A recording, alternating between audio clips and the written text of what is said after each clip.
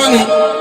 जो असली जो रागनियों के सुनने वाले हैं वो तो एक एक शब्द न समझ जाए। देधारी जिसनैया दे धार ली, फिर जैसा कर्म करे देदारी, वही वैसा ही फल पाता है। और कर्मों के अनुसार जन्म ले भोग भोगने आता है। जैसा कर्म करे देदारी, वैसा ही फल पाता है। कर्मों के अनुसार जन्म ले भोग भोगने आता है। जैसा कर्म करे देदारी, वैसा ही फल पाता है।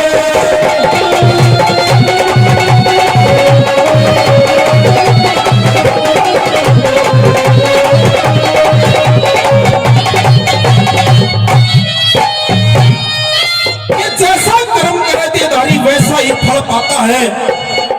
कर्मों के अनुसार जन्म ले भोग भोगने आता है।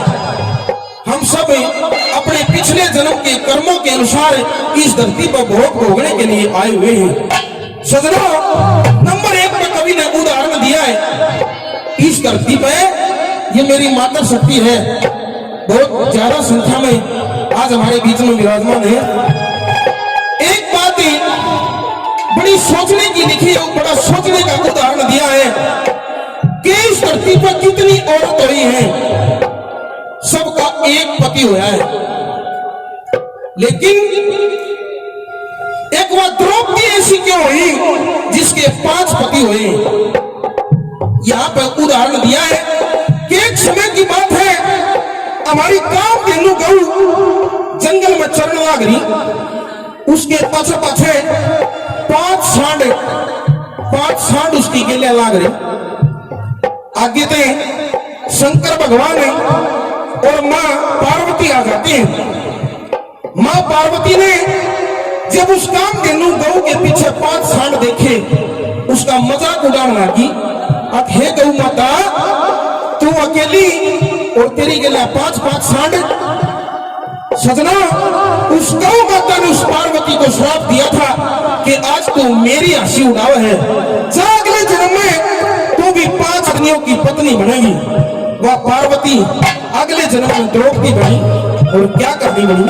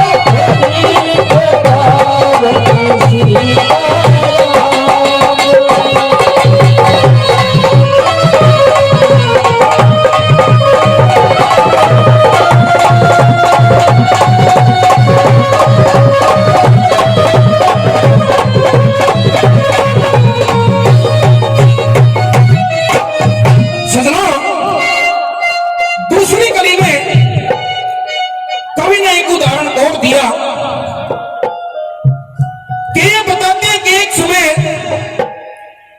4 ऋषि इकट्ठे हो गए, संत सनंदन और संत कवारा, चारों ऋषि इकट्ठे होकर विष्णु भगवान से मिलने के लिए जाते हैं। ये बताते हैं कि जब विष्णु भगवान के दरबार में गए, वहां पर उसके 2 पहरेदार थे जिनका नाम था अजय और विजय। जब उन पहरेदारों ने उन ऋषियों से पूछा कि आप किस लिए आए हैं, ऋषियों ने कहा कि हम विष्णु भगवान से मिलने के लिए आए हैं, दरवाजा खोल दीजिए। तो ये बताते हैं कि दोनों जो अजय और विजय नाम के 2 सगे भाई थे जो विष्णु भगवान के पहरेदार थे, वो कहने लगे कि विष्णु भगवान आराम कर रहे हैं, आप उनसे नहीं मिल सकते। ये बताते हैं कि संतों में बड़ा क्रोध होता है, जो असली संत होते हैं, और ना तो रेल के स्टेशन पर मच्छी खड़िया गए हैं, जो दिन में मच्छी पकड़े फिर साथ स्टेशन पर वे बता भी गए हैं। लेकिन जो असली संत होते हैं, बड़ा क्रोध उनमें होता है, अपमान उनसे सहन नहीं होता। क्योंकि लगा ना तुम दोनों भाई हमने विष्णु भगवान से मिलने के लिए रोकते हो, हम तुम्हें श्राप देते हैं, तुम दोनों पेड़ बन जाओ। श्राप दे दिया, दोनों भाई पेड़ बन गए, एक उस गेट पर खड़ा और एक उस गेट पर। दोनों पेड़ बना के दोनों ने और चले गए। जब विष्णु भगवान आए, देखा भाई पहरेदार तो है नहीं, उन पेटा में आवाज आई कि हे विष्णु भगवान हम यहाँ हैं। अगर यहाँ यह रूप कैसे हुआ कि 4 ऋषि आए थे, हमने आपसे मिलने से मना कर दिया, उनने श्राप दे दिया, हम पेड़ बढ़ा दिए, हमारे श्राप न काटो। विष्णु भगवान के चक्कर में पड़ गए। अगर यो ऋषियों का श्राप दिया हुआ है, जो न्यू नहीं हटेगा, क्यों ना तो मैं इसने काट सकता, मैं सिर्फ विधि बता सकता हूं। हे महाराज विधि बताइए, यो श्राप कैसे कटेगा? कि या तो 7 जन्म तक उस परमात्मा की भक्ति करो, और या 3 जन्म तक उस परमात्मा से बैर करो।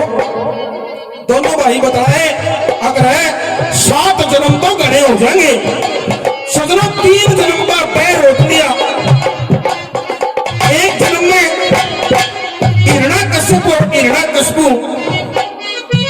एक में रावण और कुंभकर्ण, एक जन्म में दंत वक्र और शिशुपाल के रूप में जन्म लिया, भगवान से लड़े और मरे, जब तक वो श्राप कटा। क्या कहानी बनी नंबर 2 पर?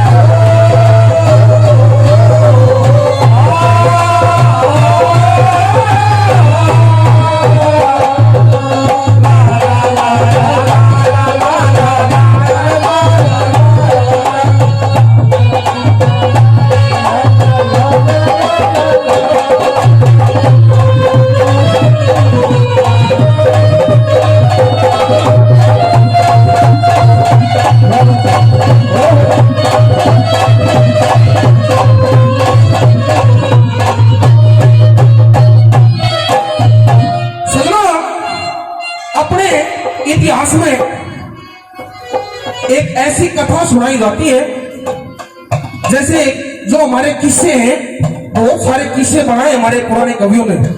दादा लक्ष्मी चंद ने एक किस्सा ऐसा बनाया है, ये वेद शास्त्र और पुराने लोग, पुराने कवि ये बताते हैं कि इस किस्से में, नाम ही नहीं बताऊंगा, कल ही सुननी पड़ेगी कौन सा किस्सा, लेकिन उदाहरण बताता हूं कि इस किस्से में अगर मानस शांति में बैठकर पूरा सुन लेना, पूरा सुन ले, तो पूरे जीवन के लिए उसके सर से कलयुग का प्रभाव हट जाता है। कौन सा किस्सा और क्यों कर बढ़िया? एक बार की बात है, एक ऋषि जंगल में सैर करने लग रहे, एक भील और एक बिलड़ी जंगल में अपना गुजारा करे, अपनी झोपड़ी बना रहे। ऋषि महात्मा जाकर अलग जगह देते हैं। वो भील और बिलड़ी बतलाए, अब ये ऋषि आ गया और घर में कुछ खाना है नहीं। दोनों ऋषि के आगे हाथ जोड़ते हैं कि हे प्रभु, आपने अलग तो जगा दिया, लेकिन हमारे घर में कुछ भी नहीं है। अगर कुछ भी तो ना कि कुछ नहीं है, सिर्फ एक मुट्ठी चावल है और वे भी हमारे जूठे हैं।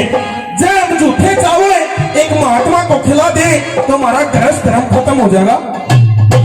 सजनों, ऋषि महात्मा ने कहा कि रे, ये आत्मा का वादा है, ये 2 मुट्ठी चावल दे दो, इनसे मैं अपनी भूख मिटा लूंगा। ऋषि के कहने से वो 1 मुट्ठी चावल उन्होंने दे दिए। ऋषि ने चावल खा लिए, भूख मिट गई। फिर सोचा अगर ये दिन भी डर गया, ईद करा जाऊंगा कि भाई मैं आज की रात यहीं पर विश्राम करूंगा। फिर दोनों गहरे संकट में पड़ गए। अब यह एक छोटी सी झोपड़ी है, इसमें दोनों हम भील और बिलड़ी इस ऋषि ने कड़े सुवाएंगे। तो सोचना, फिर दोनों ने सलाह मिलाई कि ऋषि को अंदर सुला देते हैं।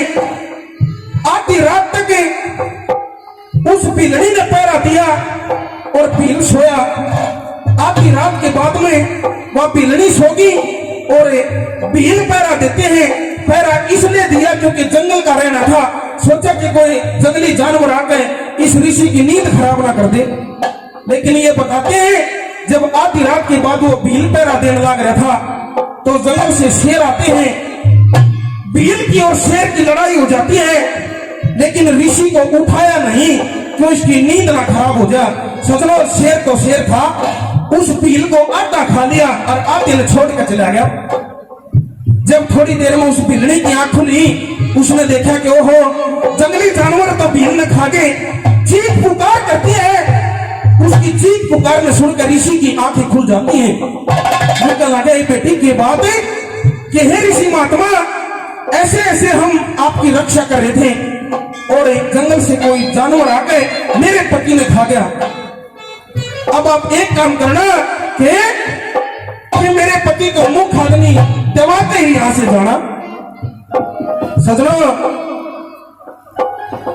मुखाग्नि दवाई और इस मुखाग्नि में वह बिलड़ी भी गैर सती हो जाती है।